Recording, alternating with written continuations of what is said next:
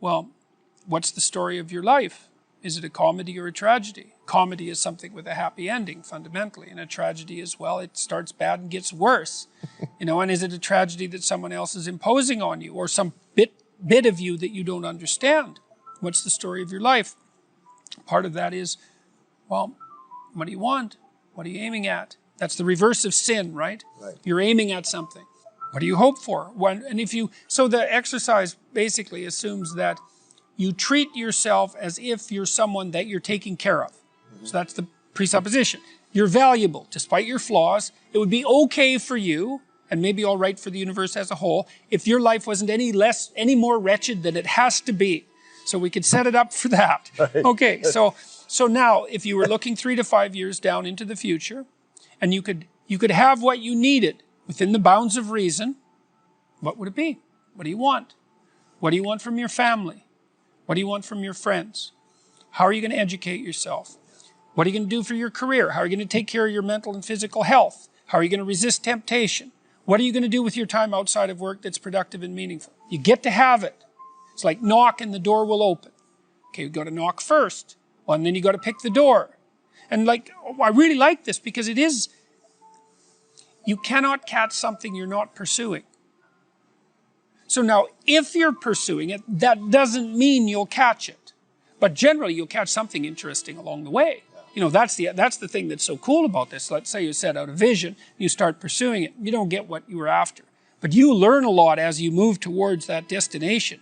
And as you learn, your vision is going to change, and you may end up with something that's better than what you were aiming at to begin with. But that won't happen unless you initiate the journey. That's partly something I learned from the Abrahamic stories, with the story of Abraham in particular, because God calls Abraham to an adventure when he's like 85. It's like, get out of your father's tent, for God's sake. Get out there in the world, right? And really, that's how the story is set up. Leave your family and your tent. It's time to get out in the world. Well, what does he confront? Famine is the first thing, tyranny, and the potential loss of his wife. It's like Abraham must have been going, it's like the tent's looking pretty good. But it's this call to adventure. Okay, so you put together a vision, that's your call to adventure. Get out there in the world and contend with it. Well, you might not get what you want, but you might find what you need. But it won't happen without the pursuit. And that's part of faith, right? Faith is, I'm going out in the world to seek my fortune. And if I do that properly, then the fates will cooperate with me. Well, if you have some faults and you feel insecure and inferior because of that, well, you should. Now, it shouldn't be so much that you're crippled by it and unable to take action. You shouldn't be beating yourself into the ground because you're not everything you could be, because no one is. And if you beat yourself into the ground, then you can't get up and improve. But you have to differentiate. It's like, okay, to what degree am I being hard on myself? Counterproductively critical, hearing the voice of my too harsh and angry father in my head, adopting inappropriate stereotypical representations of masculine competence. How much of my self-criticism is ill-advised? Fair enough. And you want to deal with yourself with a certain amount of care. But then along with that, there's the, well, fix your weaknesses. If you're ashamed of being ignorant, you're showing up at a party because, you claim to knowledge that you don't have and someone exposes you. Well, you can be angry at them, and you probably will, but they've actually done you a favor.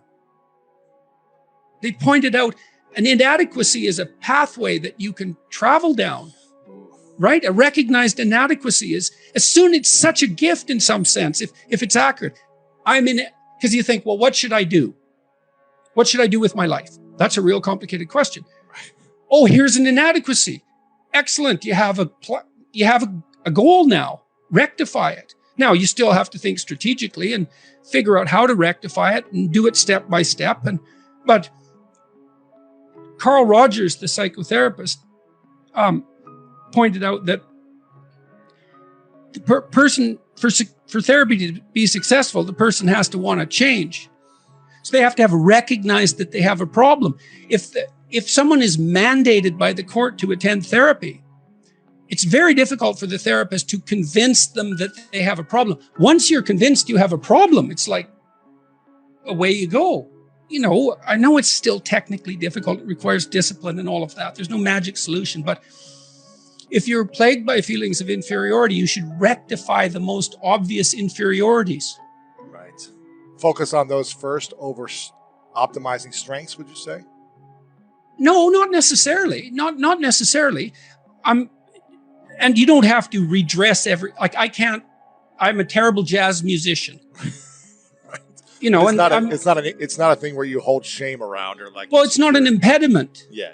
I would say that you have to rectify an inadequacy when it's clearly an impediment to your goal, or you have to shift goals. But if you're shifting goals because of an inadequacy related impediment, then you have to ask yourself, is your desire to shift the goal reliable, or are you just taking the easy way out?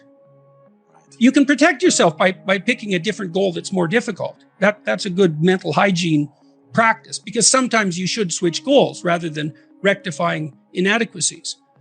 But you can fool yourself then, and that's not good.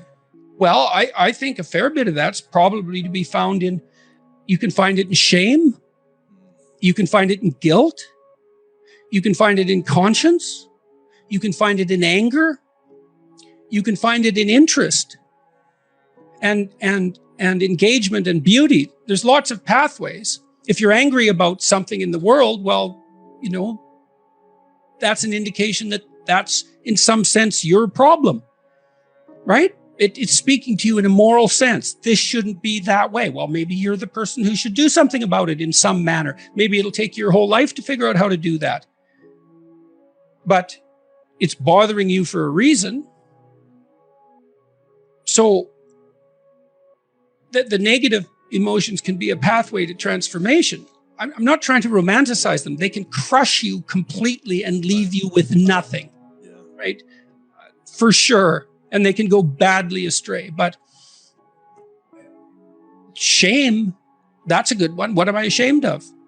Well, can you fix any of that? Because you might ask yourself, let's say you're so ashamed and so crushed that you're nihilistic and you can't see any hope for life. You're just done. You might think, well, what if I was less ashamed?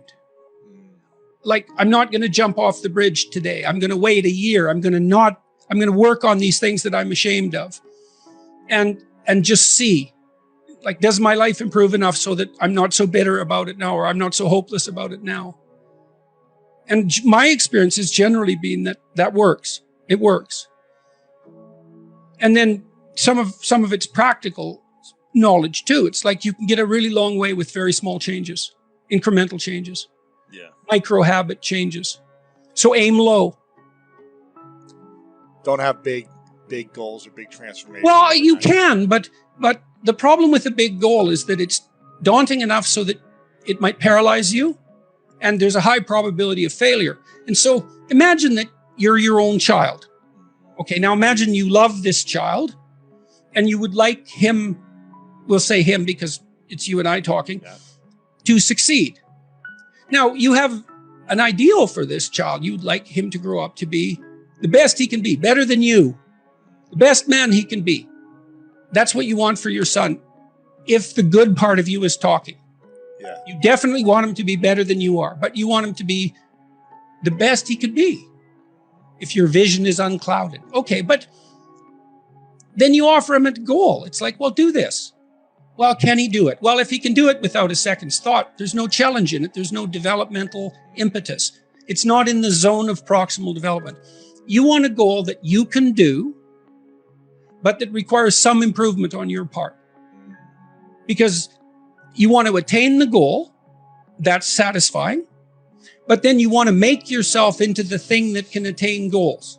And so you want to push yourself. Yeah. You want to push yourself a bit farther. Yeah. Yes. And there's an ample psychological literature that suggests that that's where maximal motivation is to be found. Interesting.